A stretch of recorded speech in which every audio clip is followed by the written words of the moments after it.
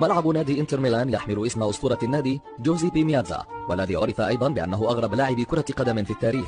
رغم فنياته وأهدافه الكثيرة، فمن المعروف عنه أنه كان يدخن بشراهة، ذلك أنه كان يدخن بين شوطي أي مباراة في غرفة تغيير الملابس أمام أعين المدرب واللاعبين، بالإضافة إلى أنه كان لا يتدرب إلا مرة واحدة في الأسبوع. ومن أغرب مواقفه أنه وفي إحدى المباريات الهامة بين الميلان والإنتر استيقظ جوزيبي مياتزا قبل 3 دقائق من بداية المباراة، ولبس مباشرة وذهب سيرا على الأقدام إلى المباراة. وفي طريقه التقى بصديق له، فجلس في إحدى المقاهي وتبادلا أطراف الحديث وارتشفا كوبا من القهوة، والمباراة كانت تلعب وفريقه منهزم، ليلتحق بعد ذلك بالمباراة ويدخل في الدقيقة 74 أي قبل 15 دقيقة من نهاية المباراة.